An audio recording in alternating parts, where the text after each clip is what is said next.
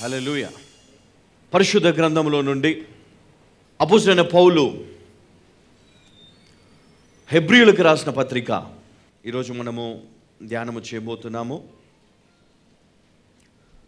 మరి యొక్క పత్రికను క్రీస్తు శకము 60 తర్వాత, అంటే క్రీస్తు శకము 95 ముందు, అంటే 60 నుండి 95 మధ్యలో మరి దీన్ని రాసి ఉండవచ్చు. అయితే అపోస్తలుడైన పౌలు హెబ్రీయులకు రాస్తూ మరి కొన్ని సత్యాలను జ్ఞాపకము చేస్తున్నాడు.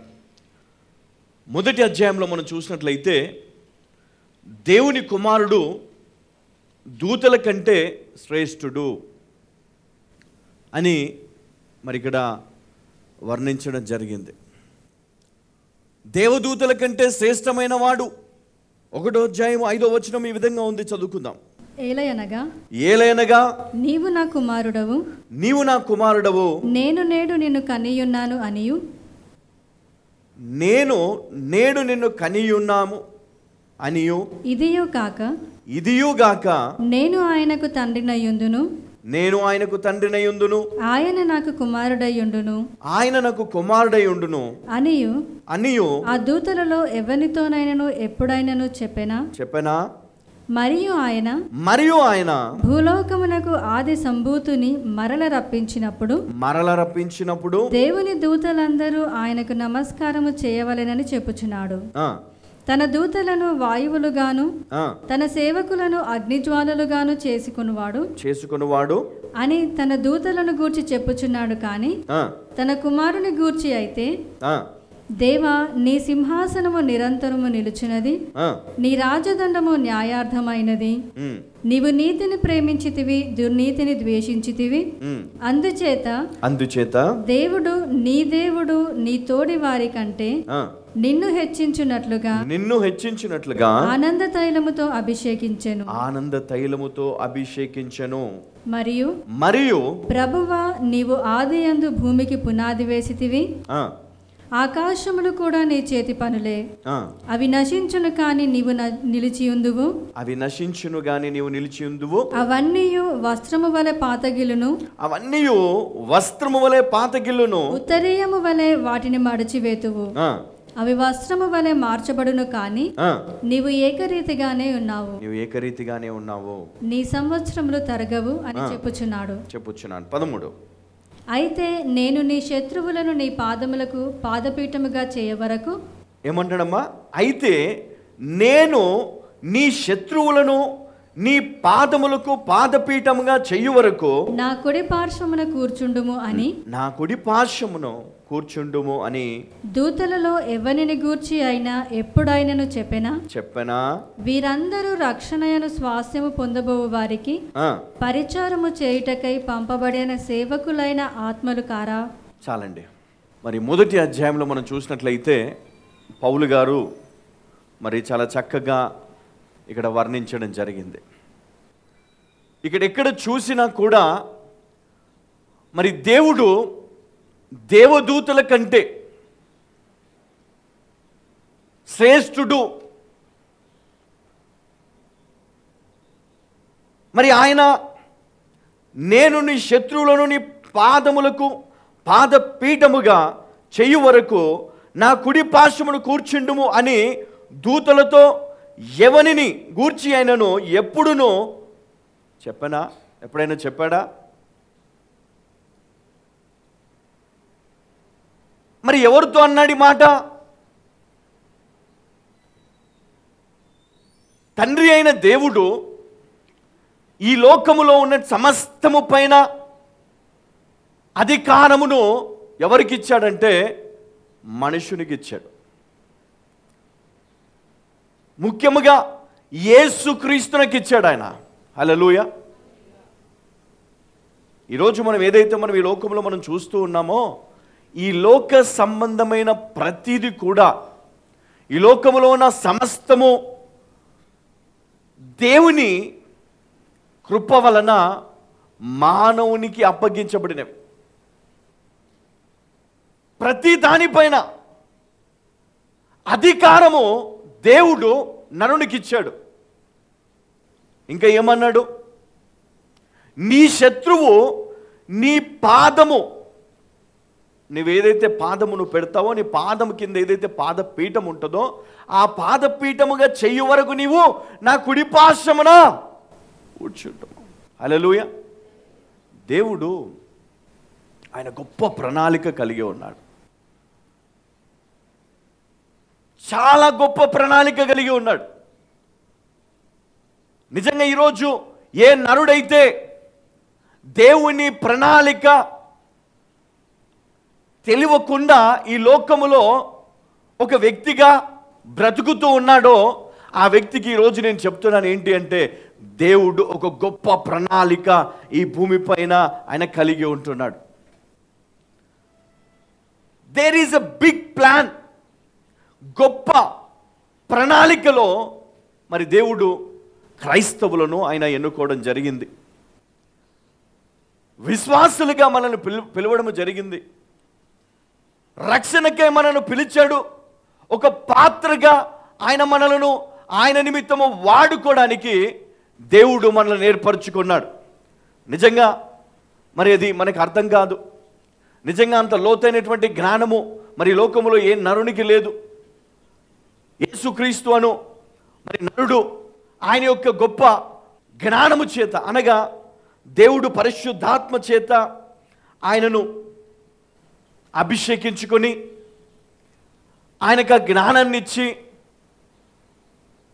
ఆయనకిచ్చినటువంటి అనేకమైనటువంటి వాగ్దానములను ఆయన మనకు అప్పగించాడు. ఆయన శిష్యులకు బోధించాడు. అనేక ప్రాంతాలు సంచరిస్తూ ఆయన బోధించడం జరిగింది. అయితే ఇక్కడ మరి యొక్క రచయిత ఎవరైతే పౌలు గారు హెబ్రీయులకు చెప్తున్నాడో ఇక్కడ స్పష్టంగా చెప్తున్నాడు. ఏమనంటే, దేవుని కుమారుడు దేవదూతల కంటే శ్రేష్ఠుడు అని జ్ఞాపకం చేస్తున్నాడు. అందుకే ఆయన ఈరోజు తండ్రి కుడి పార్శ్వమున కూర్చుని ఉన్నాడు. ఎందుకో తెలుసా? శత్రువు పాదముల కిందికి వచ్చేవారు, అంటే పాద పీఠము వలె మారుటకు మార్చిన తర్వాత అప్పటి వరకు కుడి పార్శ్వన కూర్చోమన్నాడు. మరి రెండవదిగా 2వ అధ్యాయంలో మనం చూసినట్లయితే మొదటి 4 వచనాల్లో మరి క్రీస్తు అన్ని విషయాలలోనూ శ్రేష్ఠుడు అని ఇక్కడ జ్ఞాపకము చేస్తున్నాడు. అన్ని విషయాల్లో మీరు ఎందులోనైనా చూడండి, నరులతో కానీ దేవదూతలతో కానీ పోల్చి మనం చూసినట్లయితే సమస్తములో అందరిలోనూ ఆయన శ్రేష్ఠుడు. ఆయనకు ఒక ప్రత్యేకమైనటువంటి వ్యక్తిత్వం ఉన్నది. ఆయన పరిశుద్ధుడు, ఆయన నీతిమంతుడు, ఆయన దేవుణ్ణి వాక్యము చేత ఆజ్ఞల చేత తన జీవితాన్ని కట్టుకొని ఆ మాటలపైన నిలబడి పరిశుద్ధాత్మ చేత మరి అనేకమైనటువంటి గొప్ప కార్యములను చేసినవాడు. మరి ఈరోజు దేవుడు మనకు ఒక కొత్త విషయాన్ని నేర్పించాలనుకుంటున్నాడు. ఎంతమంది నమ్ముతున్నారు? ఎంతమంది కావాలి దేవుడు నాకు బోధించాలి ఈరోజు అని? ఎంతమంది కావాలి ఈరోజు దేవుడు నాతో మాట్లాడాలి ఈరోజు అని? దేవుడు నీతో మాట్లాడతాడు, కానీ ఈరోజు నువ్వు ఒక ఒప్పందం చేసుకోవాలి. నా పాత్ర ఏంటి? నేనేం చేయాలి? దేవుడు నాకేమి ఇస్తున్నాడు? నేనేమి చేయగలను? నేనేమి చేయాలి? ఎంతవరకు చేయగలుగుతాను? దేవుడు నాకు ఆ శక్తి ఇస్తాడా? ఆ సామర్థ్యము నాకు ఇస్తాడా? అంతవరకు నేను బ్రతికి ఉంటాను ఈ లోకములో? ఒకవేళ నేను బ్రతికున్నట్లయితే నేను ఎంతవరకు చేయగలుగుతాను? ఎంతవరకు నేను పోరాడగలుగుతాను? ఎంతవరకు నేను విజయాన్ని నేను పొందగలుగుతాను? చూడండి, ఇక్కడ అపోస్తలుడైన పౌలు హెబ్రీయులకు రాసిన పత్రిక 2వ అధ్యాయము 1 నుండి 4 వచనాల్లో మనం చదువుకుందాం. కావున మనము వినిన సంగతులను విడిచిపెట్టి కొట్టుకొని పోకుండునట్లు వాటి యందు మరి విశేష జాగ్రత్త కలిగి ఉండవలెను. చూడండి, ఇక్కడ ఒక విషయాన్ని చెప్తున్నాడు. అందరు దీన్ని అండర్లైన్ చేసుకోండి ఒకసారి. ఇక్కడ ఏమంటున్నాడు? కావున మనము వినిన సంగతులను విడిచిపెట్టి కొట్టుకొని పోకుండునట్లు వాటి యందు మరి విశేష జాగ్రత్త కలిగి ఉండవలెను.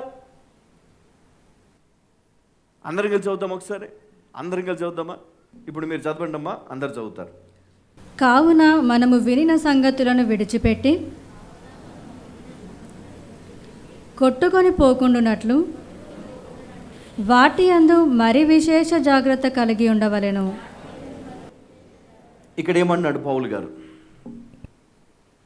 ఏ సంగతులనైతే మీరు విన్నారో ఇప్పటిదాకా, ఇంతవరకు ఏ బోధలనైతే మేము చేశామో ఆ సంగతులను విడిచిపెట్టి, ఒకవేళ విడిచిపెడితే ఏం జరుగుతుంది? కొట్టుకొని పోతారు కదా.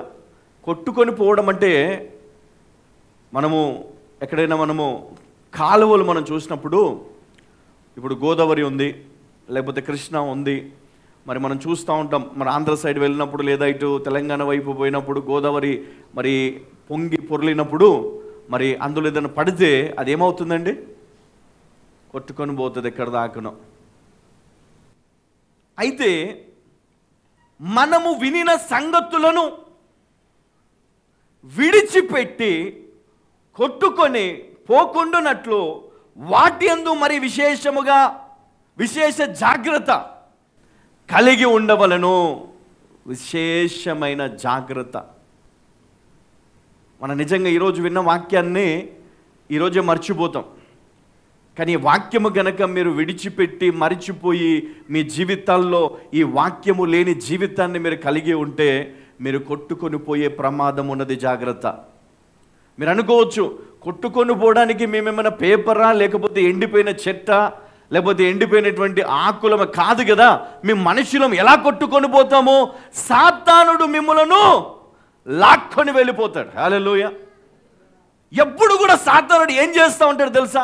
మిమ్మల్ని ఎలా పడేయాలా, ఎలా మిమ్మల్ని లాక్కొని రావాలా, ఎలా మీరు కుటుంబంలో నుంచి మీరు సమాధానం లేకుండా మీరు చెల్లా చెదరైపోవాలా, ఎలా మీ కుటుంబంలో మీకు సమస్యలు రావాలి. ప్రేమను తీసేస్తాడు, నమ్మకాన్ని తీసేస్తాడు. అప్పుడు ఆ కుటుంబంలో ఏముంటుందండి? ప్రేమ లేదు, నమ్మకం లేదు. ఎలా బ్రతుకుతారు చెప్పాలి? ఎలా బ్రతుకుతారు? ప్రేమ లేదు, నమ్మకం లేదు. ఒకవేళ నమ్మకం లేకుండా ప్రేమ ఉంటే ఈ రోజు కాకపోతే రేపైనా ఆ వ్యక్తి మారుతాడు కదా. కొన్ని నమ్మకం ఉండి ప్రేమ లేకపోయినా ఈ రోజు కాకపోతే రేపైనా ప్రేమిస్తాడు. కానీ ఇవి రెండు లేనప్పుడు ఆ వ్యక్తి ఏమైపోతాడు? కొట్టుకొని పోతాడు. హల్లెలూయా. ఎక్కడికి వెళ్ళిపోతాడు? నరకానికి కొట్టుకొని పోతాడు. ఎక్కడికి చెప్పాలి? ఎక్కడికి? నరకానికి. హల్లెలూయా. నీవు నీ జీవితాన్ని కాపాడుకోవాలి అంటే, నీ జీవితాన్ని నువ్వు భద్రపరచుకోవాలి అంటే దేవుడు నీకు ఇచ్చినటువంటి అవకాశము. ఈరోజు నువ్వు బ్రతికున్నావు, ఈరోజు నువ్వు సంఘంలో కూర్చున్నావు, ఈరోజు వాక్యాన్ని వింటున్నావు. ఈ వాక్యము జాగ్రత్తగా, విశేష జాగ్రత్త. చూడండి ఏమంటాడు ఇక్కడ? విశేష జాగ్రత్త కలిగి ఉండవలెను. ఎందుకు మరి ఆయన ఈ విధంగా రాస్తున్నాడు? జాగ్రత్త అంటే అయిపోతుంది కదా. ఎందుకు ఇంత లోతుగా మరి ఆయన మాట్లాడుతున్నాడు అంటే, ఆయన ఎంతోమందిని చూశాడు. ఆయన ఎంతోమందిని, ఎన్నో సంఘాలకు ఆయన వెళ్ళి బోధించాడు, ఎన్నో సంఘాలను కట్టాడు, ఎంతోమందికి ఆయన ఉత్తరాలు రాశాడు, ఎంతోమందిని ఆయన తిరిగి విశ్వాసములోనికి, రక్షణలోనికి, క్రీస్తులోనికి వారిని నడిపించాడు. అందులో ఎంతోమంది పడిపోయారు, ఎంతోమంది నలిగిపోయారు, ఎంతోమంది కొట్టుకొని పోయారు. ఆయన కళ్ళారు చూశాడు. ఎంతోమంది కొట్టుకొని పోతూ ఉన్నారు. ఈరోజు కూడా కరోనా వైరస్ అనేది ఒక తెగులు అని మీరు గుర్తు చేసుకోవాలి. ఒక సమయంలో దేవుడు మోషేతో మాట్లాడి మోషేను పంపించాడు. ఎక్కడికి పంపించాడు? ఎక్కడికమ్మా? ఎక్కడికి? తన సహోదరుడు ఆయన దగ్గరికి వెళ్ళి ఆయన అడుగుమన్నాడు. ఏమని? దేవుని ప్రజలైన ఇజ్రాయేలు ప్రజలను నువ్వు విడిచిపెట్టాలి, లేకపోతే మరణం అనేది సంభవిస్తుంది అని చెప్పాడు. ప్రతి ఇంట్లో ఆ మరణ దూత వెళ్ళి ఏం చేస్తుందండి? ఏ ఇంటికైతే ఆ రక్తము ఉండదో ఆ ఇంటిలోనికి అది ప్రవేశించింది. ఈరోజు ఎంతోమంది ఉన్నారు కదా, ఎంతోమంది ఉన్నారు, ఎన్నో లక్షల కోట్ల జనాభా ఉంది. అందులో ఈరోజు కనుక మీరు లెక్క వేసి చూస్తే ఎంతో కొంత మరణము కరోనా వైరస్ ద్వారా సంభవించింది. ఈ కరోనా వైరస్ అనేది ఒక భయంకరమైనటువంటి తెగులు. ఇది దేవుని చిత్తము లేకుండా రాలేదు. వారందరూ కూడా రక్షణ పొందిన వారే, మరి విశ్వాసులే, సంఘానికి వచ్చేవారే, దేవునికి లోబడ్డవారే. మరి వారు తప్పు చేశారా? చేయలేదు. కానీ సమస్య వచ్చింది. ఎందుకు వచ్చింది? నేను చెప్తున్నాను, ఈరోజు మీరు ఇక్కడ కూర్చొని ఉన్నారు కాబట్టి దయచేసి మీరు దేవుని వాక్యమును అనగా ఆయన మాటను నిర్లక్ష్యము చెయ్యకూడదు. మీరు అనుకోవచ్చు, పాస్టర్ గారు భయపెడుతున్నారని. మిమ్మల్ని భయపెడితే నాకేం రాదు కదండి. మిమ్మల్ని భయపెడితే మీరు నాకు గొప్ప బహుమానం ఏమి ఇవ్వరు కదా. ఇస్తారా? సంఘం మానేస్తారు అంతే. ఇది కాకపోతే ఇంకోటి. కాకపోతే దేవుడు మాట్లాడినప్పుడు మనము దాన్ని గ్రహించే జ్ఞానము కలిగిన వారముగా ఉండాల. దేవుడు మాట్లాడినప్పుడు ఆ మాట ఏదైతే మరి బోధింపబడుతుందో అది సత్యమని గ్రహించే జ్ఞానము మనము కలిగి ఉండాలి. అందుకనే ఈరోజు మరి అపోస్తలుడైన పౌలు మరి హెబ్రీయులకు ఇలా తెలియచేస్తున్నాడు. కావున మనము వినిన సంగతులను విడిచిపెట్టి కొట్టుకొని పోకుండానట్లు వాటి యందు మరి విశేష జాగ్రత్త కలిగి ఉండేవాళ్ళని. 2వ వచనం చదువుతాం ఇప్పుడు. ఎందుకనగా దేవదూతల ద్వారా పలుకబడిన వాక్యము స్థిరపరచబడినందున ప్రతి అతిక్రమమును అవిధేయతయు న్యాయమైన ప్రతిఫలము పొంది ఉండగా ఇంత గొప్ప రక్షణను మనము నిర్లక్ష్యము చేసిన ఎడల ఎలాగు తప్పించుకొందుము. నువ్వు అనుకుంటున్నావా తప్పించుకుంటానని?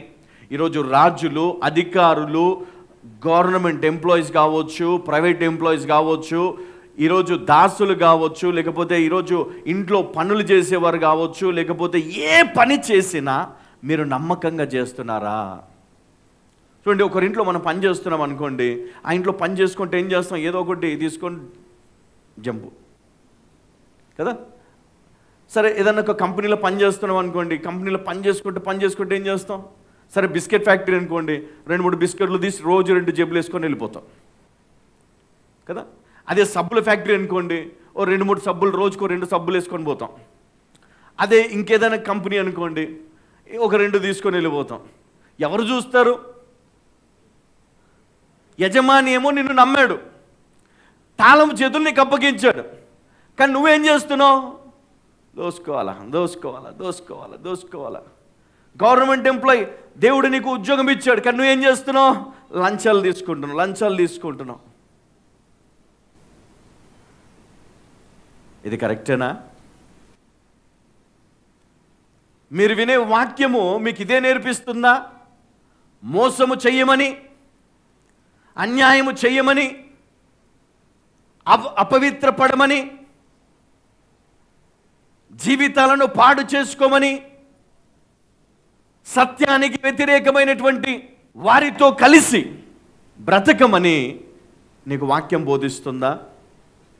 ఏమన్నాడమ్మా ఇక్కడ? ఇంత గొప్ప రక్షణను మనము నిర్లక్ష్యము చేసిన ఎడల ఎలాగు తప్పించుకుందాము? మళ్ళీ ఒకసారి 2 వచనాలు ముందుకు వెళ్దాం. 2వ వచనం. ఎందుకనగా దేవదూతల ద్వారా పలుకబడిన వాక్యము, చూడండి, దేవదూతల ద్వారా పలకబడిన వాక్యము స్థిరపరచబడినందున ప్రతి అతిక్రమమును ఇది అండర్లైన్ చేసుకోండి. ప్రతి అతిక్రమమును అవిధేయతయు న్యాయమైన ప్రతిఫలము పొంది ఉండగా ఇంత గొప్ప రక్షణను మనము నిర్లక్ష్యము చేసిన ఎడల ఎలాగూ తప్పించుకొందుము. చూడండి, యేసుక్రీస్తు నీకు ఇచ్చినటువంటి రక్షణ ఏంటంటే, నువ్వు ఎంత గొప్ప పాపివైనా, ఎంత భయంకరమైన నీచుడమైన, దౌర్భాగ్యుడమైన, హీనమైన, ఇంకా ఎంత దరిద్రమైన మాటలు, అన్ని దరిద్రమైన మాటలు మనకి వర్తిస్తాయి. ఇవన్నీ ఏది ఉన్నా యేసుక్రీస్తు తన రక్తముతో నిన్ను కడిగి పవిత్రపరిచి నిన్ను తన కుమారుడి అనగా తండ్రికి కుమారుడిగా నీ పుట్టినప్పటి నుంచి క్రైస్తవురాలు కావచ్చు, క్రైస్తవ కుటుంబం కావచ్చు, ఏది ఏమైనా దేవుడిచ్చిన కృప, యేసుక్రీస్తునికి ఇచ్చినటువంటి కృపను నీవు నిర్లక్ష్యము చేస్తే నీలో నుండి తన మహిమ వెళ్ళిపోతుంది. హల్లెలూయా, హల్లెలూయా. ఈరోజు ఇక్కడ లైట్ ఉంది, మీకు కనబడుతుంది, లైట్ కనబడుతుందమ్మా. ఇప్పుడు ఇందులో పవర్ లేదనుకోండి, లైట్ ఉండి కూడా లాభం ఉంటుందా? ఉండదు. ఇదంతా కూడా చీకటి అయిపోతుంది పవర్ లేకపోతే. మనం కూడా అట్లనే, పరిశుద్ధాత్మ లేకపోతే మనము ఒట్టి శరీరమే. విలువ ఉండదు, పవర్ ఉండదు, అధికారం ఉండదు, ఏమీ ఉండదు. మన జీవితం ఎట్లుంటుందంటే, మన ప్రార్థనలో నిర్లక్ష్యమే, మన కానుకలు వ్యర్థమే, మనం చేసే ప్రతి పని వ్యర్థమే. ఎంత మంచి పని చేసినా, ఎంతమందికి నువ్వు అన్నం పెట్టినా, ఎంతమందికి నువ్వు డబ్బులు సహాయం చేసినా, ఎంతమందికి నువ్వు దుస్తులు ఇచ్చినా, ఎంతమందికి నువ్వు బోధించినా, ఎన్ని గొప్ప కార్యాలు చేసినా, ఎంత గొప్ప పనులు నీవు చేపట్టినా, అవన్నీ కూడా వ్యర్థమే. దేవుడు దాన్ని లెక్కించడు. హల్లెలూయా, హల్లెలూయా. దేవుడిని జీవితాన్ని మార్చాలని దేవుడు నిన్ను ఒక అభిషేకముతో ఉన్నటువంటి వ్యక్తిగా చేయాలనుకున్నాడు. అంటే నువ్వు నార్మల్గా ఉండే వ్యక్తి కాదు, నువ్వు ఎప్పుడు కూడా పవర్ వెలుగుతూ ఉండాలా, మండుతూ ఉండాలా, అభిషేకముతో ఉండాలా, రగులుతూ ఉండాలా. నీ ద్వారా అనేకులు రక్షణ పొందే శక్తిగా, ఆయుధముగా నువ్వు ఉండాలి అని దేవుడు నిన్ను పిలుచుకున్నాడు. క్రైస్తవుడు అంటే ఆ విధంగా ఉండాలి, కానీ క్రైస్తవుడు అంటే తుస్సుమన్నట్టు ఉండొద్దు కదా. చెప్పండి పక్కన, నువ్వు కూడా తుస్సు అని చెప్పండి. నువ్వు పేలే బాంబు కాదు నువ్వు కదా. సాతానుడు వచ్చి నీకు నిప్పు పెడతాడు, పేలాలా, దెబ్బ కూడా అక్కడి నుంచి మారిపోవాలా. కానీ నువ్వు వాడు వచ్చి నిప్పు పెట్టినా, వాడు వచ్చి పొగ పెట్టినా అక్కడ ఏముండదు. ఏముంటుందండి చెప్పాలా గట్టిగా? హల్లెలూయా. అర్థమవుతుందా ఇప్పుడు? దేవుని శక్తి నీలో ఉంటే నువ్వు ఎట్లా ఉంటుందో తెలుసా? చూడండి, ఒక సింహం ఉందనుకుందాం. ఒక సింహం ఉంది, అది చాలా శక్తివంతమైనది, ఆరోగ్యవంతమైనది. ఆ సింహాన్ని ఇంకా ఏదైనా జంతు చంపగలదా? ఎందుకండి? అదంత శక్తి కలిగిన. ఒకవేళ అది వృద్ధాప్యంలో వేటకు వెళ్ళింది అనుకోండి, ఏమైపోతుంది? దాన్నే చంపేస్తాయి అన్నీ. అంటే శక్తి క్షీణించిపోతే నువ్వు గెలవలేవు. దేవుడు నీకు ఇచ్చినటువంటి ధన్యత, దేవుడు నీకు ఇచ్చినటువంటి కృప, దేవుడు నీకు ఇచ్చినటువంటి అభిషేకము, దేవుడు నీకు ఇచ్చినటువంటి వాగ్దానము, దేవుడు నీకు ఇచ్చినటువంటి మరి దేవుని యొక్క ఆజ్ఞలు అన్నిటినీ నువ్వేమి చేయాలా? నా కోసమే దేవుడు నాకు ఇచ్చాడు. దేవుడు నన్ను బలపరిచాడు, దేవుడు నన్ను అభిషేకించాడు. కాబట్టి నేను దేవుని వాక్యమునందు నేను నిలకడగా ఉండాల. దేవుడు ఆయన శ్రేష్ఠుడు, దేవదూతల కంటే శ్రేష్టమైన వ్యక్తి. హల్లెలూయా. మరి నేను కూడా మరి ఎలాంటి వాడను? దేవుడు నన్ను కూడా శ్రేష్టమైన వ్యక్తిగా చేశాడు. మరి ఆయన అన్నిటిలో మరి విశేషముగా ఆయన అన్నిటిలోనూ శ్రేష్ఠుడు. కాబట్టి నేను ఆయనను అంగీకరించాను, కాబట్టి నేను రక్షణను పొందాను, కాబట్టి ఆయన నాకు రక్షకుడు. కాబట్టి మరి నేనెవరండి? నేను శ్రేష్ఠుడను. ఎలాగా? ఆయన రక్తంతో కడగబడ్డ తర్వాత, ఆయన రక్తముతో నేను కడగబడ్డ తర్వాత నేను శ్రేష్టమైన వ్యక్తిగా మారుతాను. అంతేగాని తిరిగి నేను ఆ బురదలో వెళ్ళి నేను ఎవరిలాగండి? బురదలో పోయి బొర్రుతో చూడండి, ఏంటిది అది? అమ్మా, నేను అనలేదు, నేను అంటలేను, మీరే అంటున్నారు కదా. నేను అనట్లేదు. మరి దానికి మనకి ఏం తేడా ఉంటుందా? యేసయ్య రక్తంతో కడగబడి వెళ్ళి మళ్ళీ దాంట్లో మనం బురదలో దిగితే విలువ ఉందా?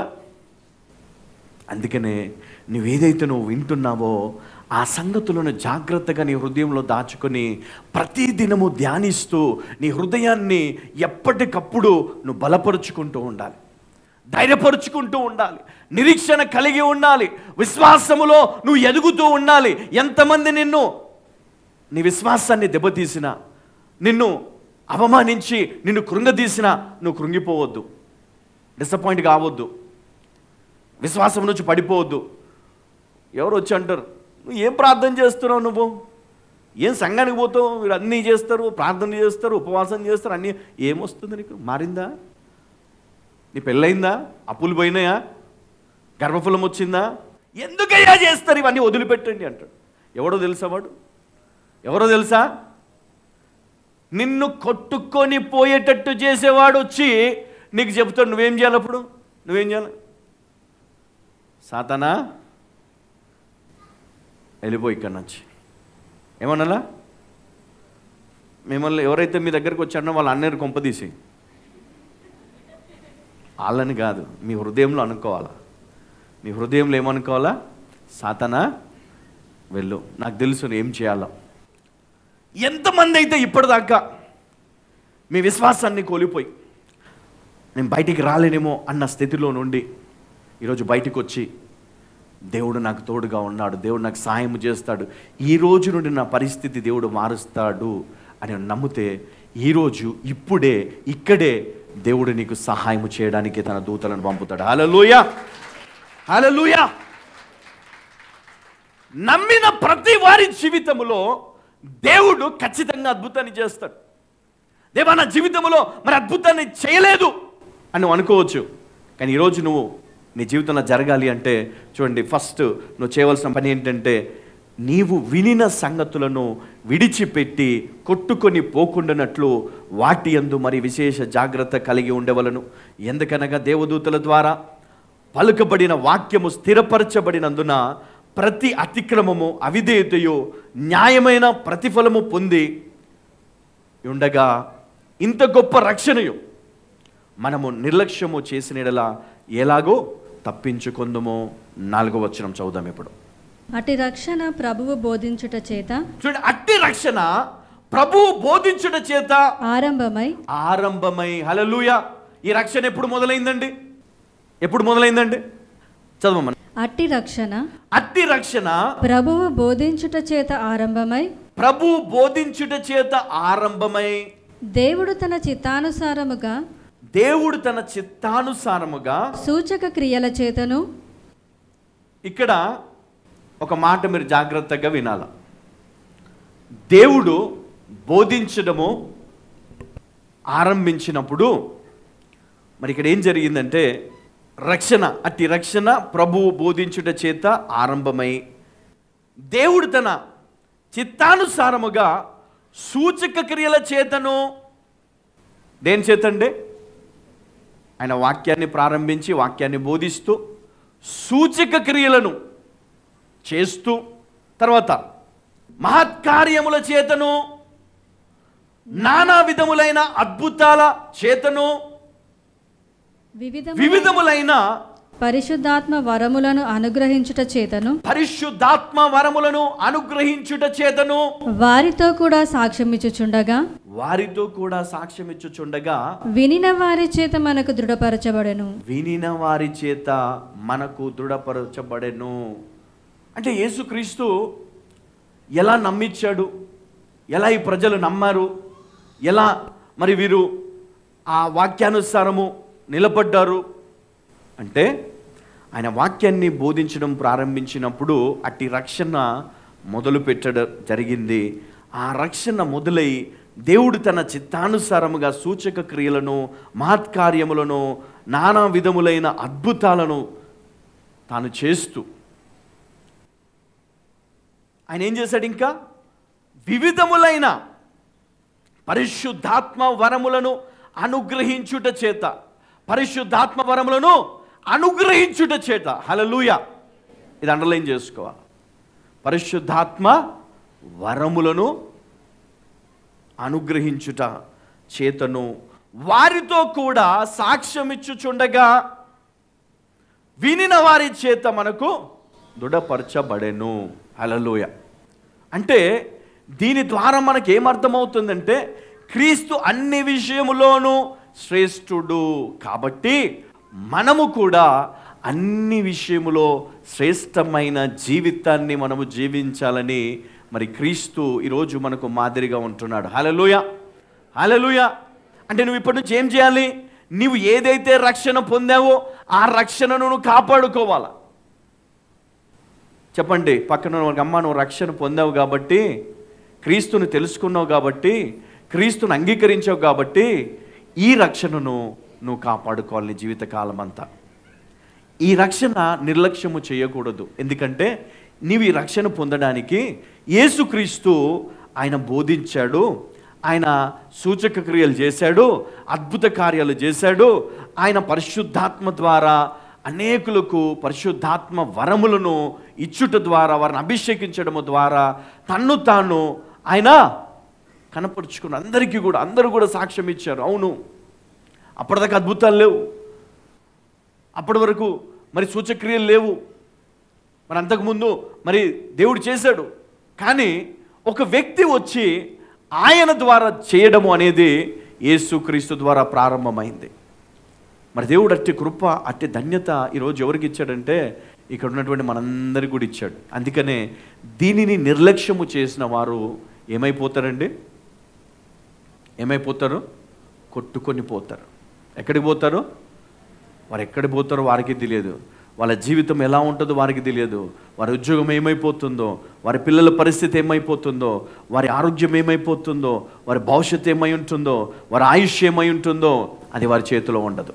కానీ ఎవరైతే వాక్యానుసారమో దేవుని అందరూ భయము భక్తి కలిగి సంఘానికి క్రమముగా వస్తూ దేవుని ఆరాధిస్తూ దేవుని మయంపరుస్తూ ఏ కుటుంబం అయితే నిలకడగా ఎదురు చూస్తుందో ఆ కుటుంబము ఎల్లవేళలా దేవుని చేత సంరక్షించబడుతుంది. హల్లెలూయా, హల్లెలూయా.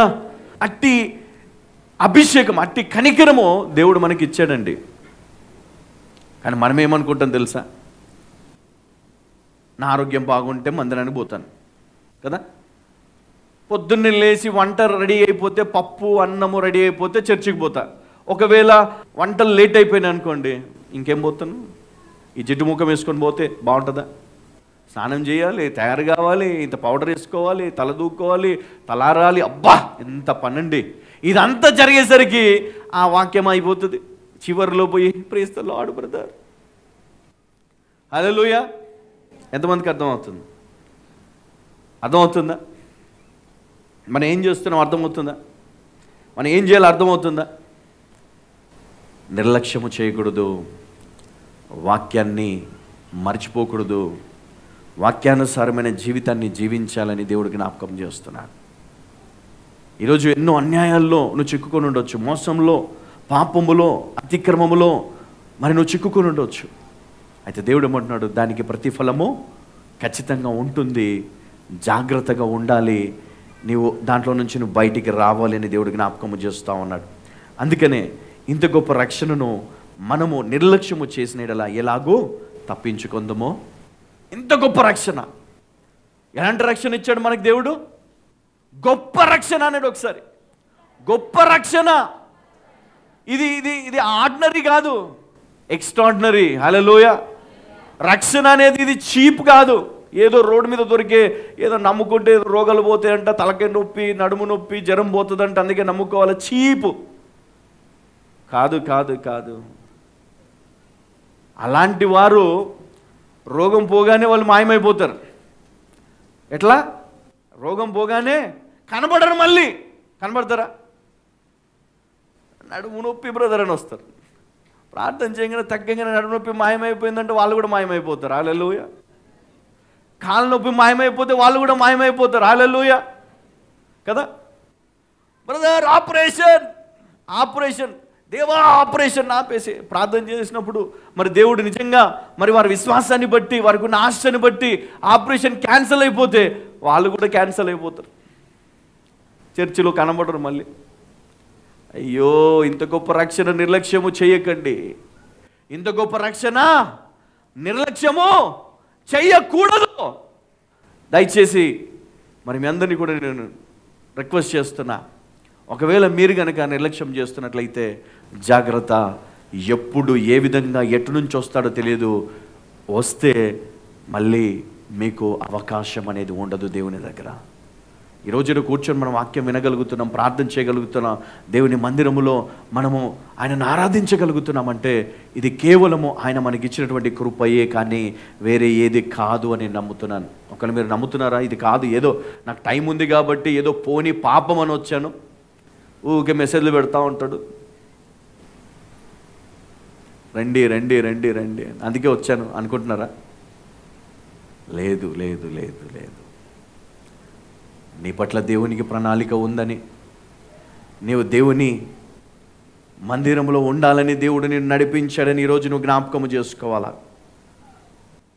దూతల కంటే కొంచెమే తక్కువగా దేవుడు మనల్ని చేశాడు, మనుషులని దూతల కంటే కొంచెము తక్కువగా. హల్లెలూయా. చదువుదామా? 5 నుండి చదువుకుందాం.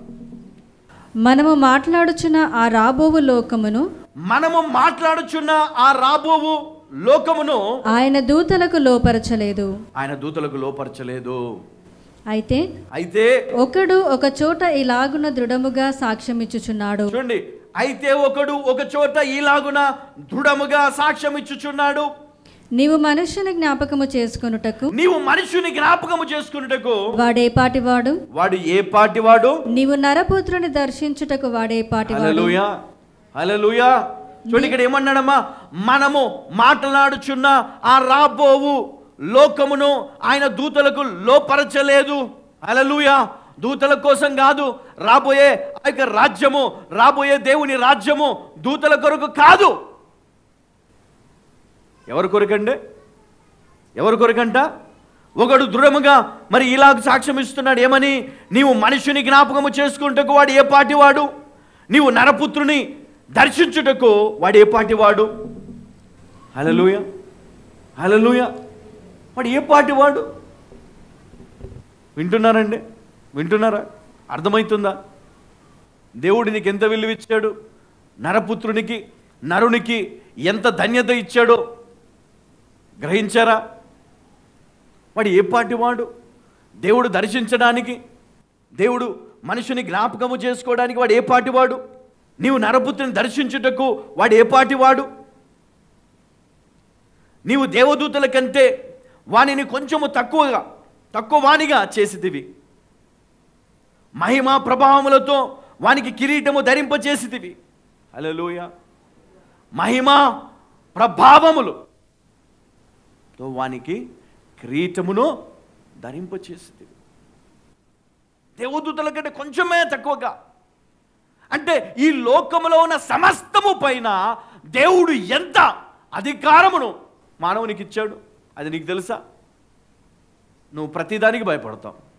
అక్కడెక్కడో దయ్యం పట్టింది, వాడు కింద పడి కొట్టుకుంటున్నాడంటే ఆ దయ్యం పట్టిన చూసి నువ్వు భయపడి కిలోమీటర్ దూరం పారిపోతావు. దేవుడు నీకు ఇచ్చిన అధికారాన్ని తీసుకొని నువ్వు ప్రార్థన చేయాలని నువ్వు మర్చిపోయావు. దేవుడు నీకు ఇచ్చినటువంటి ధన్యత, దేవుడు నీకు ఇచ్చినటువంటి కృపను బట్టి నువ్వేమి చేయాలి? దేవుడు పరిశుద్ధాత్మ వరములను దయచేసిన వాడు. మరి ఆ యొక్క పరిశుద్ధాత్మ వరములను నువ్వు నిర్లక్ష్యము చేస్తున్నావు. దేవుని అడగాల, ప్రార్థన చేయాలి. అయ్యా, ఇది కాదు నా జీవితం, ఇది కాదు నా యొక్క జీవిత విధానము, నేను నీలాగా ప్రవర్తించాలి, నేను నీలాగా బ్రతకాలి, నేను అధికారము కలిగి బ్రతకాలి లోకములో. కానీ అధికారం లేదు, ఏమి లేదు కదా. ఇక భర్తలు అంటారు, బ్రదర్ అధికారం దాకా ఏం పోతున్నారు, ఇంట్లో మా ఇంట్లోనే అధికారం లేదు, అంత మా ఆవిడే, పెత్తనం అంతా ఆమెదే, తాళం చేయులు ఆమె దగ్గరనే ఉంటాయి, ఆఖరికి బయటికి పోదామన్నా నా బండి తాళం చేతులు కూడా ఆమె దగ్గరనే ఉంటాయి. ఇంకెక్కడ అధికారం? హల్లెలూయా. ఎక్కడికైనా ఊరికి పోవాలన్నా పైసలు ఆమెనే అడుక్కోవాలా కదా, కూరగాయలు కావాలన్నా ఆమెనే అడుక్కోవాలా, కనీసం చెప్పులు కొనుక్కుందామన్నా కటింగ్ చేసుకుందామని ఆమెనే అడుక్కోవాలా. హల్లెలూయా. ఈ భార్యలేమో చెప్పరు కానీ సైలెంట్గా నన్ను కాదన్నట్టే. మీకేం తెలుసు బ్రదర్, డబ్బులు అయినకి ఒక్క రోజుల కథం. మరి మీరు మీ అధికారాన్ని పోగొట్టుకున్నారు కదా భర్తలు, మీ అధికారాన్ని పోగొట్టుకున్నారు. మీ విలువను పోగొట్టుకున్నారు. అందుకనే ఇక్కడ దేవుడు జ్ఞాపకం చేస్తున్నాడు, జ్ఞానముతోటి కదా, దేనితోటి? జ్ఞానముతోటి మీ జీవితాన్ని మీరు సరి చేసుకోవాలి. అప్పుడు మీ భార్య ఏం చేస్తుంది తెలుసా? మిమ్మల్ని గౌరవించి అధికారాన్ని తిరిగి మీకు ఇచ్చేస్తుంది. హల్లెలూయా, హల్లెలూయా. ఒక భర్త ప్రార్థన చేస్తున్నాడంటే ఏ వాక్యం పట్టుకొని? ఇదిగోండి ఇక్కడ 1వ అధ్యాయంలో మరి ఈ వచనాన్ని పట్టుకొని ఏమని? అయితే నేను నీ శత్రువులని పాదములకు పాదపీఠముగా చేయి వరకు నా కుడి పార్శ్వమున కూర్చుండుము అని ఆయన మరి దేవుడితో చెప్పలేదు కదా, మనుషులకి చెప్పాడు కదా అని చెప్పి ఆ భర్త ప్రార్థన చేస్తున్నాడు అంటగా. ఏమని అంటే, నా శత్రువు అంటే నా భార్య నా పాదముల కిందకి వచ్చేదాకా ఇక నేను ప్రార్థన చేస్తూనే ఉంటానని చెప్పి ఇంట్లో కూర్చొని ప్రార్థన చేస్తున్నాడంట. ఇక ఒకరోజు పాస్టర్ గారు వాళ్ళ ఇంటికి పోయినంట. ఇంటికి పోయిన తర్వాత మరి హౌస్ విజిటింగ్లో అంటే ఆ యొక్క గృహ కూడికలో మరి పక్కకి తీసుకొని వెళ్ళి పాస్టర్ గారితో చెవులు చెప్తున్నాడంట, అయ్యగారు మరి ఈ వాక్యం చెప్పారు కదా మీరు, నేను సంవత్సరం నుంచి ఇదే ప్రార్థన ఇదే వాక్యం చదువుతున్నా, అదే వాగ్దానం పట్టుకున్నా, మరి చేతిలో రాసుకున్నా, బైబిల్లో పెట్టుకున్నా, ప్రతిరోజు ప్రార్థన చేస్తున్నా, శత్రువు నా పాదాల కిందకి రావట్లేదు బ్రదర్, ఇంకా స్ట్రాంగ్, ఇంకా బలంగా నేను ప్రార్థన చేస్తా ఉంటే ఇంకా బలంగా అయిపోతాడు. ఈయన అడిగాడంట, అంతగానో అంత పెద్ద శత్రువు ఉన్నారా మీకు బ్రదర్? మీరు చెప్పండి, పేరు నాకు చెప్పండి, నేను రాసుకొని నేను కూడా ప్రార్థన చేస్తే, ఇద్దరం కలిసి చేస్తే తొందరగా బ్రేక్ అయిపోతుంది అన్నాడంట. ఇదేదో బాగుందని చెప్పి ఒక చిన్న చిట్టిలో రాసి ఇచ్చిండంట. ఈ పాస్టర్ గారు ఏం చేసినట్టే లాస్ట్ చివరి ప్రార్థనలో వీళ్ళంతా కళ్ళు మూసుకొని ఉన్నారు. ఈయన ఏం చేసినట్టే చిట్టి ఓపెన్ చేసి ప్రార్థన చేసుకుంటా మరి సహోదరుడు ఆయన యొక్క శత్రువు అయినటువంటి మరి పలానా అమ్మగారు అని చదివిండంట. చదవంగానే కళ్ళు తెరిచి పాస్టర్ గారి ముఖం చూసిందంట. ప్రార్థన అయిపోయింది. ప్రార్థన అయిపోయిన తర్వాత మరి కానుకిచ్చేటప్పుడు పాస్టర్ గారిని పక్కన పిలిచిందంట. ఏమయ్యా పాస్టర్ గారు, కానుకిచ్చేది ఎవరు నీకు? అమ్మ నువ్వే. ఎప్పుడైనా ఆయన ఇచ్చిండా? ఇయ్యలేదు. మరి కానుకిచ్చే నన్నే శత్రువు అని చెప్పి మీరు మాట్లాడుతున్నారు ఇక్కడ అంటే, అమ్మ మీ పేరు అన్నాడంట. ఇంతకుముందు మీరు ప్రార్థన చేసినారు కదా శత్రువు అని. ఇక పాస్టర్ గారు మళ్ళీ ఆ ఇంటికి పోతే ఒట్టు, అక్కడ నుంచి పరుగు. అట్లా ఉంది ఇప్పుడు మన పరిస్థితి. హల్లెలూయా. ఎంతమంది ఇళ్ళల్లో శత్రువులు ఉన్నారు చెప్పాలమ్మా. మీ శత్రువుని మీరు క్షమించాలా, ప్రేమించాలా? మీ భార్య అయితే, మీ భర్త అయితే వారు మీ శత్రువు కాదు. దేవుడు మీకు ఇచ్చినటువంటి చక్కటి భర్త లేదా భార్య మీ మనసులో ఉన్నటువంటి మరి ఆ సాతాను యొక్క ప్రభావాన్ని తీసివేస్తే ఏమైపోతుందండి? శత్రువు కాస్త భర్త అయిపోతాడు, శత్రువు కాస్త భార్య. ఇంకెప్పుడు కూడా మరి వారి మధ్యలో ఏముండదు, గొడవలు రావు. కాబట్టి ఇద్దరు కూడా ఏం చేయాలి? ఈ వాక్యాన్ని విడిచిపెట్టకుండా విశేష జాగ్రత్త కలిగి వారు జీవించినట్లయితే దేవుడు వారికి ఏమిస్తాడు? జ్ఞానము. ఇక్కడ ఏమిచ్చాడు? ఇక్కడ చూడండి 2వ అధ్యాయంలో మరి ఇక్కడ 7వ వచనంలో ఈ విధంగా ఉంది. మళ్ళీ ఒకసారి చదవమ్మా. నీవు దేవదూతల కంటే వానిని కొంచెము తక్కువ వానిగా చేసి. ఎంత? దేవదూతల కంటే కొంచెము తక్కువ వానిగా చేశాడంటే నరుణ్ణి. కానీ వీళ్ళ భార్య ఏం చేస్తుంది తెలుసా? సిట్ అంటే సిట్టు, స్టాండ్ అంటే స్టాండ్. ఎక్కడ పోతున్నావు? ఇప్పుడే వస్తా, ఇక్కడ దాకా షాప్ దాకా వేస్తా. ఇక షాప్ దాకా అని చెప్పి బయటకు దిగరాడు. రాత్రి నిద్ర పోయిన తర్వాత వస్తాడు మెల్లగా. దేవదూతల కంటే కొంచెమే తక్కువ చేశాడు. కానీ మనం ఎట్లా చూస్తున్నాం వాళ్ళని? ఎట్లా? శత్రువులాగా చూస్తున్నాం. మనం వాళ్ళని ఎట్లా చూడాలంట? శత్రువులాగా చూడకూడదు. హల్లెలూయా. ఎవరిని శత్రువుగా చూడాలి? అపవాది అయిన సాతాను, దుష్టుడు. వాడిని తప్ప ఇంకెవరిని నువ్వు శత్రువుగా చూడడానికి వీల్లేదు. చదవమ్మా. మహిమా ప్రభావములతో వానికి కిరీటము ధరింపచేసి. ఎవరికి చెప్పాలా? నరపుత్రుడు, నరుడు. మరి ఇవేం చేస్తుంది? ఇలా భార్య ఆ కిరీటాన్ని లాక్కొని ఇవి పెట్టుకొని కూర్చుంటుంది. హల్లెలూయా. కొంతమంది భర్తలు చెప్పుకోలేరు. ఇప్పుడు వాళ్ళకి నాకు తెలిసి సంతోషం అవుతూ ఉంటుంది లోపటి నుంచి. బ్రదర్, మీరు అర్థం చేసుకున్నట్టు ఎవరు అర్థం చేసుకోరు. నాకు తెలిసి అయిపోయాక నాకు కలిసి మాట్లాడుతుండొచ్చు. హల్లెలూయా. వాళ్ళందరికీ స్వతంత్రం వచ్చును గాక.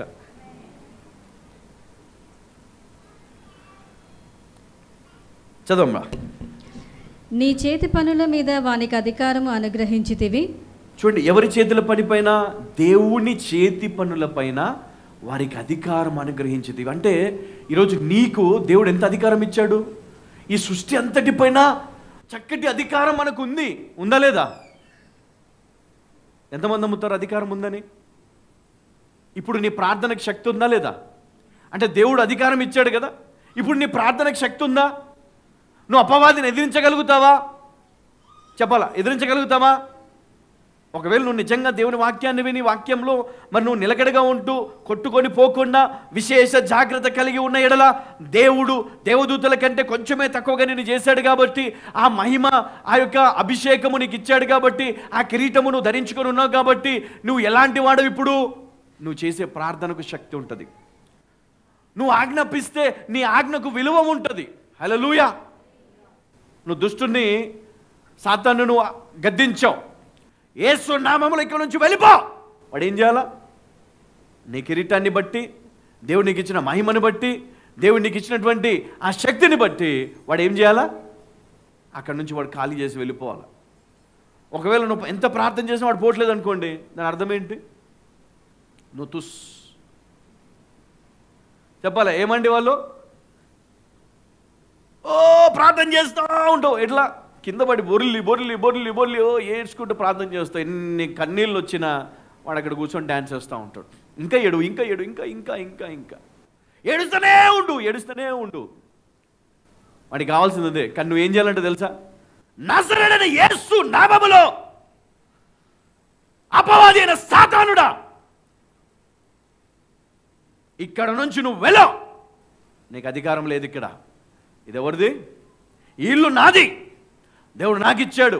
యేసయ్య రక్తము, అభిషేకము ఇక్కడ ఉన్నది. ఇక్కడ ఉండడానికి వీల్లేదు. నీకు అధికారం లేదు.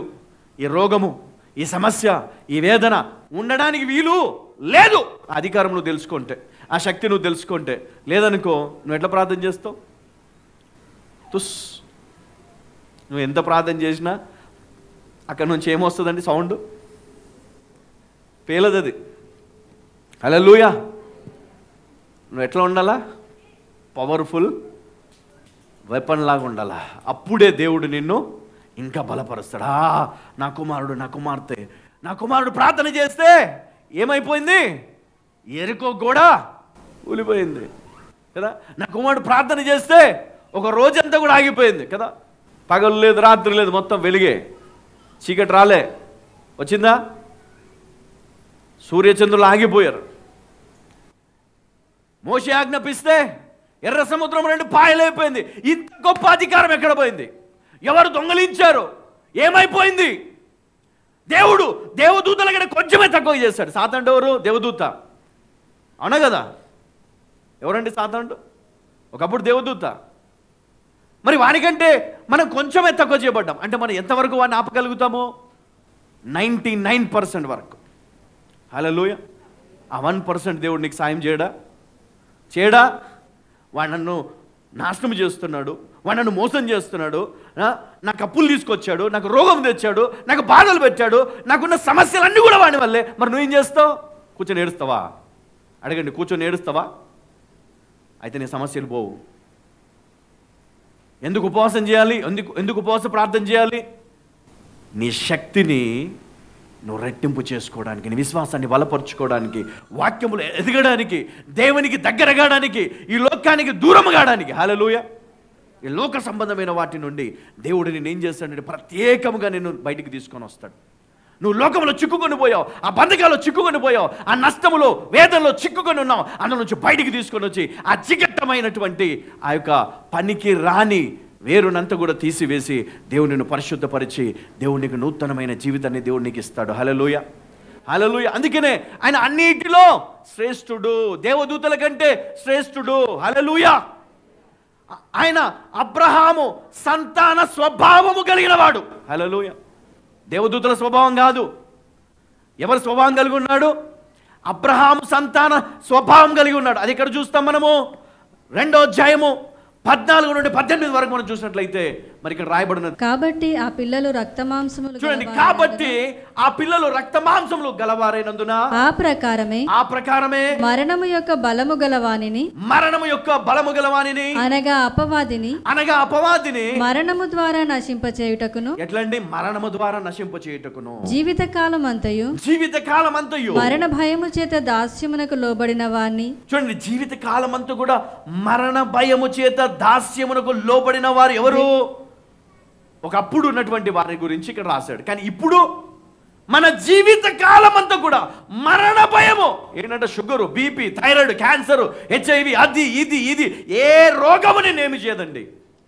దేవుని శక్తిని కనుక నువ్వు తెలుసుకుంటే ఏ మరణము నీ దగ్గరికి రాదు. హల్లెలూయా.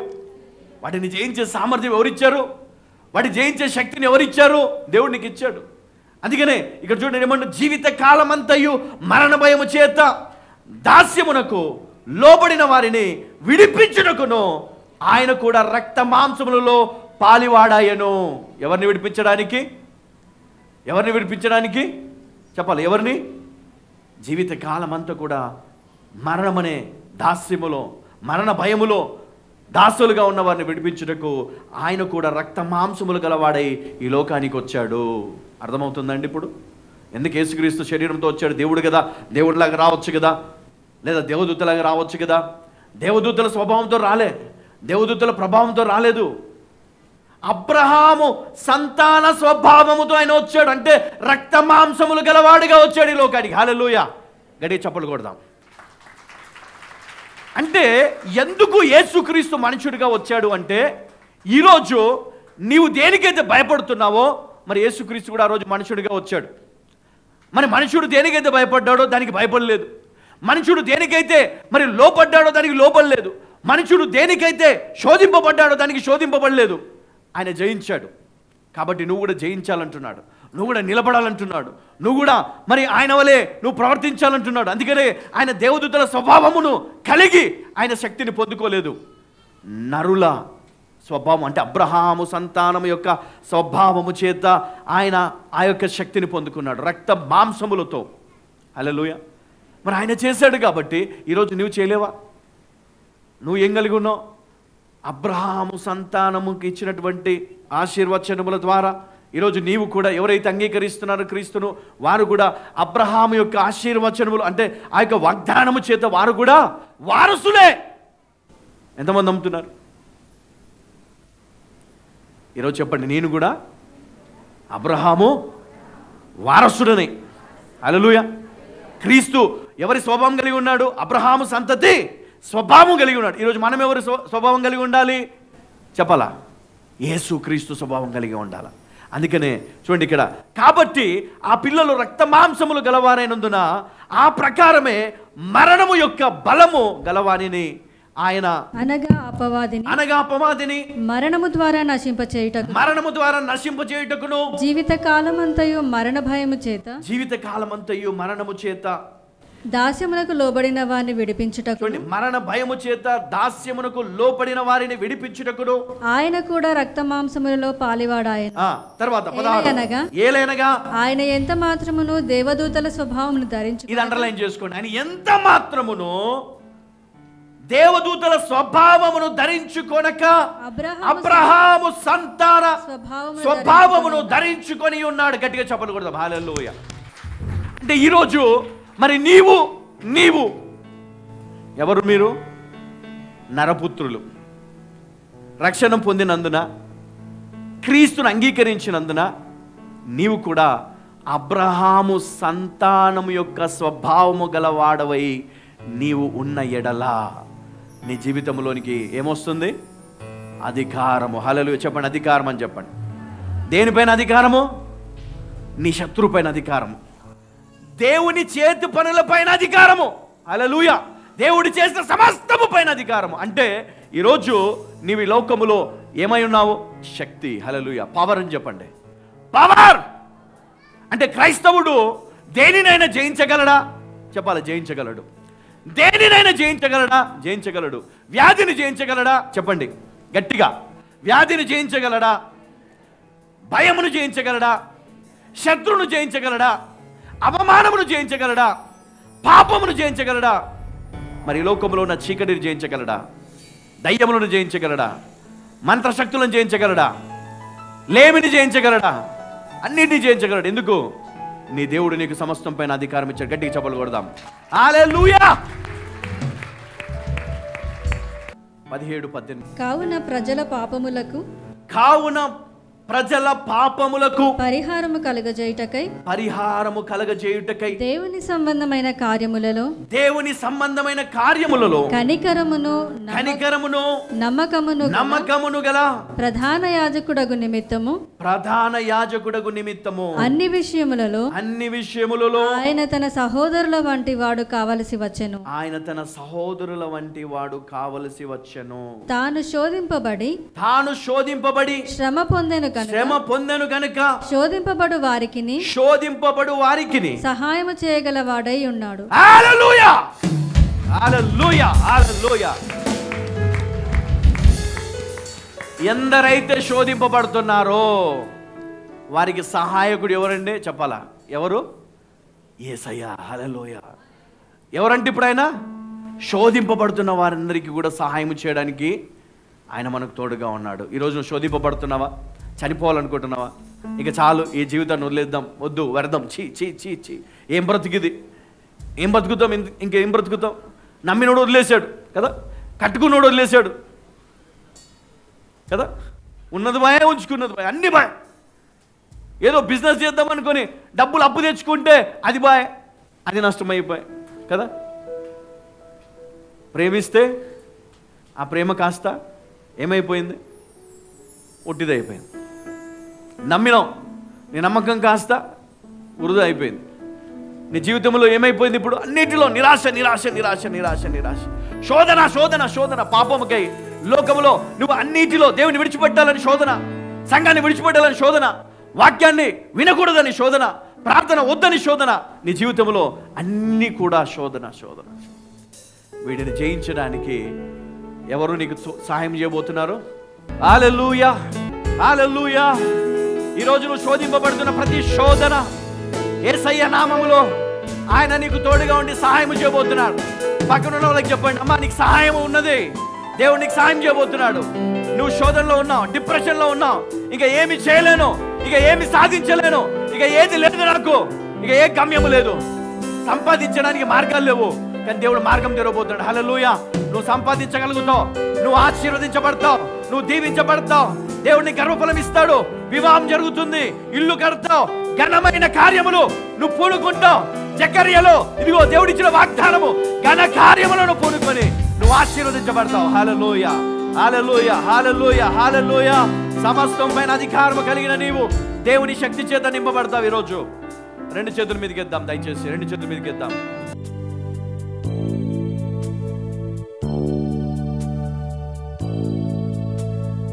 ఈరోజు ప్రతి ఒక్కరి జీవితాల్లో దేవుడు ఘనమైన అభిషేకాన్ని దేవుడు ఇవ్వబోతున్నాడు. ఈ రోజు నుండి నీ శత్రువు నిన్ను చూసి సిగ్గుపడతాడు.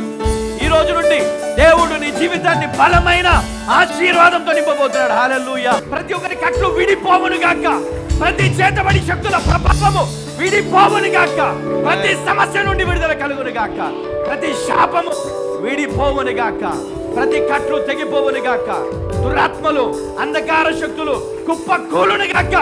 యేసు నామములో ఇప్పుడే వారి శరీరంలో విడిచి బయటికి రమ్మని ఆజ్ఞాపిస్తున్నారు, వారి శరీరంలో విడిచి బయటికి వెళ్ళిపోమని ఆజ్ఞాపిస్తున్నారు. దేవుని శక్తితో అధికారముతో నేను ప్రవచిస్తున్నాను, ప్రార్థిస్తున్నాను. ఏ ఒక్కరు నశించిపోకుండా, ఏ ఒక్కరు కొట్టుకొని పోకుండా, ఏ ఒక్కరు తప్పిపోకుండా, ఏ ఒక్కరు ఈ లోకములు విడవడకుండా ప్రతి ఒక్కరు కూడా దేవుని నామములో అభిషేకించబడుదురుగాక, దేవుని రక్తముతో కడగబడుదురుగాక. హల్లెలూయా. తండ్రి, నీవు బోధించడం మొదలు పెట్టినప్పటి నుండి రక్షణ బయలుదేరి ఈ రోజు వరకు వ్యాపిస్తూ ప్రభా అనేక జీవితాల్లో ప్రభా నా తండ్రి అపోస్తలుడైన పౌలు హెబ్రీయులకు రాసినటువంటి పత్రికలో ప్రభా మీరు మాతో మాట్లాడినటువంటి మాటలు ప్రభా, ఇదిగో దేవుడు శ్రేష్ఠుడు, యేసు అన్నిటికంటే, అందరికంటే, దేవదూతల కంటే శ్రేష్ఠుడు. ప్రభా నీకు వందనాలయ్యా. ఈరోజు ఎవరైతే వాక్యం విన్నారో ప్రతి ఒక్కరు కూడా నాయన నీ ఆత్మతో నింపబడి ఉన్నారు ప్రభా, అభిషేకముతో నింపబడి ఉన్నారు, ధైర్యము చేత నింపబడి ఉన్నారు తండ్రి. తిరిగి ప్రభా నాయన నీ కృపలో వరదిల్లుటకు తండ్రి సహాయము చేయండి, అభిషేకముతో నింపండి. మరి ప్రభా ఈ చక్కటి వాక్యం మరి జీవితంలో నిలిచి ఉంటే సహాయం చేయమని యేసు నామమున ప్రార్థించి వేడుకుంటున్నాము తండ్రి. ఆమేన్.